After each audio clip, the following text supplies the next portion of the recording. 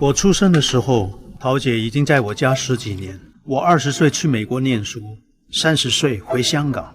除了这一段时间，桃姐一直都跟我生活在一起。他在外坐拥千万粉丝，回到家却养尊处优。面对女佣辛苦做好的鱼，罗杰却挑挑拣拣，只吃最嫩的鱼肚。吃完饭，桃姐又给他端来水果。等喂完了家里的猫，桃姐这才独自在厨房吃起了饭。吃饱喝足的罗杰却又嘴馋起来。好久没吃牛舌，你还想搭个桥啊？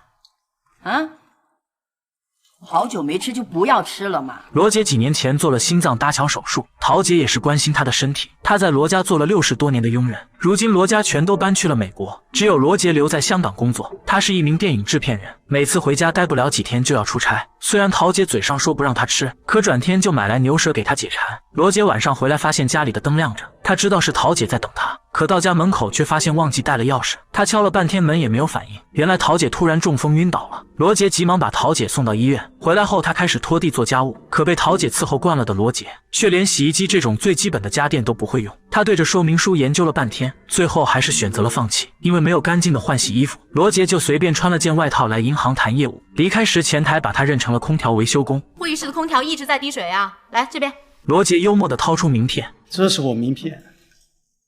我改行修空调，我再通知你啊。看到把重要客户认错，前台急忙道歉，对不起啊。这时空调师傅来了，修空调的哪部机器坏了？没想到和罗杰穿的一模一样，罗杰瞬间感到无比尴尬。他来到医院看望桃姐，桃姐的半边身体有些瘫痪。罗杰询问他这里的饭菜怎么样，为了不让罗杰担心，桃姐撒谎说很好吃。刚跟医生聊过，他说你这2天就可以出院了，不过乐还是要坚持回来做物理治疗。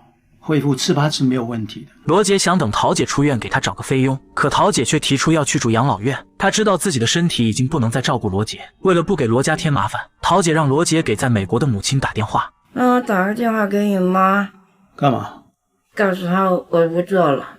其实罗杰早已把桃姐当成了家人，他不忍心让桃姐去住养老院，可桃姐却坚持要走。最后罗杰只好尊重她的决定。在比较了好几家养老院后，罗杰帮桃姐找了家靠谱的养老院，并帮她支付了所有的费用。出院这天，罗杰刚好出差，护工把桃姐送到养老院。蔡主任带着桃姐熟悉环境，养老院里显得破败不堪，整体氛围压抑而沉闷，房间只有简单的隔断，地板磨损严重，空气中弥漫着难闻的气味。桃姐对这里很不适应，她感到前所未有的孤独和绝望。吃饭时，老人们聚在餐厅，行动不便的等着护工一一喂饭。能自己吃的老人围在餐桌前，其中2位老人戴错了假牙，换过来后在水杯里涮了涮，就直接带进了嘴里，这让桃姐一度感到反胃。干巴巴的饭菜更是让她没有食欲。晚上房间不时传来阵阵哀嚎，喜欢安静的桃姐根本无法入睡。她想上洗手间，可刺鼻的气味让她难以忍受，最后只好用纸巾塞住鼻子。有的老人嚷嚷着要回家，有的老人睡不着就在大厅打太极。桃姐与这里显得格格不入，一股莫名的心酸袭上心头。几天后，忙完工作的罗杰来看望她。桃姐，你干什么？你别吵了，这里不是有阿姨吗？没，这里环境行吗？很好。还习惯吗？乖。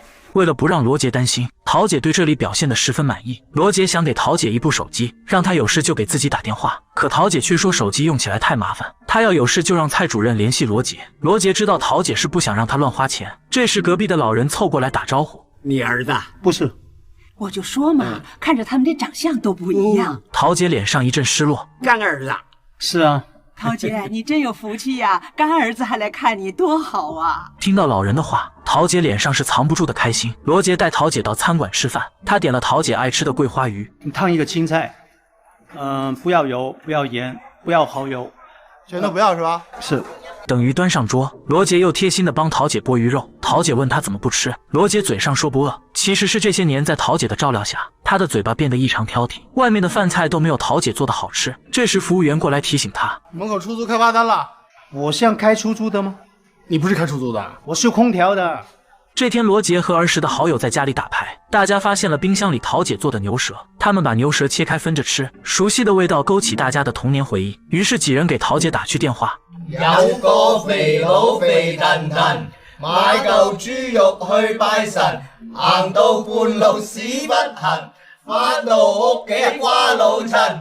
一嚿水兩嚿皮，3個水壺飲死你，4粒豆皮多過你，5加皮6死你7隻馬騮8條尾，九龍醫院唔收你，10字路口車死你，香港小姐錫晒你。桃姐一下就听出是罗杰的朋友，她开心的合不拢嘴。桃姐啊，我好想你啊，做的八宝鸭，还有那个芋头糕、水蟹蒸蛋、酱油鸡。大家诉说着对桃姐的思念，罗杰的思绪也被拉回从前。他从小到大都是被桃姐照顾，两人的感情就像是一对母子。桃姐开始逐渐适应养老院的生活，她积极配合医生做康复训练，身体也开始慢慢恢复。每次到了罗杰来看她的日子，桃姐一早就守在门口等着。可看到罗杰，她又装作不在意的迎接。罗杰自然明白桃姐的心思，他把桃姐接回家，然后端来亲手煮的生熟薏米羹。桃姐不敢相信衣来伸手饭来张口的罗杰，如今竟会下厨做饭了。可看着碗里稠得像米饭的粥，桃姐还是决定帮他找个新的女佣。吃完饭，桃姐收拾起自己的行李，她翻出了在罗家第1个月领的工钱。第一次工钱5块钱，是啊，那么少？哎呦，那个时候也很多了，5块钱可以买一层楼了呢。我才不相信你。两人有说有笑的闲聊着，罗杰感慨桃姐为了他们家付出了所有。在蔡主任的帮助下，桃姐开始帮罗杰面试新的女佣。那你用什么锅来煮饭呢？煮饭当然用电饭锅啦。煮饭啊，一定要用瓦锅煮才香啊。最后没有人可以达到他的要求。见此情形，蔡主任也忍不住打趣道：桃姐，你儿子出多少钱啊？不如我下了班去给他做兼职吧。散步时遇到一对新人在拍婚纱照，桃姐满眼羡慕地看着他们。她照顾了罗家4代人，自己却终身未嫁，无儿无女。罗杰问她年轻时为什么没有结婚，桃姐回答说没遇到合适的。罗杰则开始调侃：你一定喜欢我老爸。我呸！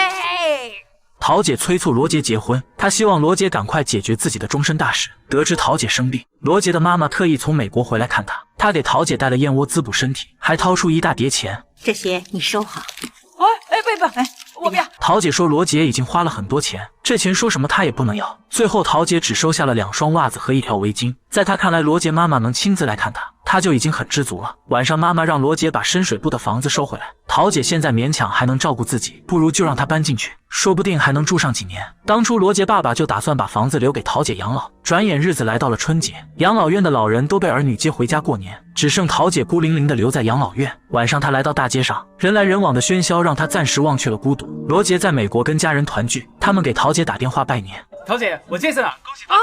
恭喜发财，恭喜发财！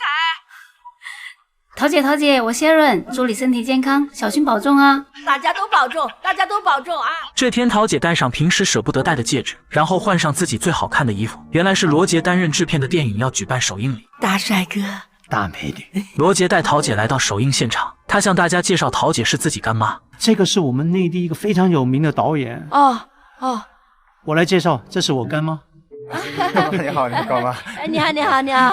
首映结束后，他们手拉着手回家，在外人眼中俨然就是一对母子。没多久，桃姐的好友在养老院意外摔倒，不幸离开了人世。桃姐的身体也每况愈下，几个月后高烧不退的她住进了医院。医生检查后发现是胆囊发炎，如果不动手术，很可能有生命危险。但桃姐年事已高，手术也会有一定的风险。罗杰带着牧师来为桃姐祈祷，求你保佑桃姐平安，在这次手术免除她所有不必要的痛苦。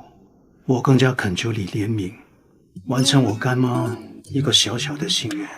她一直希望见到我们家第5代的成员。很快，我外甥 Jason 就会带太太跟小宝宝回香港了。如果上天还不急着要见桃姐的话，就让桃姐留在我们身边多一点时间。令人高兴的是，手术很成功，桃姐也如愿参加了罗家第5代宝宝的周岁礼。她还把自己的首饰送给了孩子母亲。罗杰把桃姐推到众人中间，大家围着她拍了一张全家福。桃姐早已成了罗家的一员。姐姐和罗杰商量桃姐的养老问题，他们聊起小时候的事。桃姐宠你啊，宠得不得了，妈咪都说不给喝汽水了，可她老是偷偷的开瓶可乐拿到房里给你喝，我要啊，她都不给。有时候觉得我跟桃姐都走运。前几年呢，我要做心脏手术，那个时候桃姐健健康康的照顾我，如果不是她，我不会好得那么快。现在呢，她中风，我也有时间可以健健康康的照顾她，时机刚好。记得你负责给她养老，将来她的丧葬费呢，不如就全由我来负责，让我表表心意。中秋这天，罗杰来陪桃姐一起过节。桃姐担心他工作忙，就让他先回去。谁知这竟会是他们最后一次见面。桃姐中风再次复发，只能靠药物来维持。不久，桃姐便离开了人世。罗杰在葬礼上感谢了桃姐为罗家的付出，他再也看不到那盏为他而亮的灯了。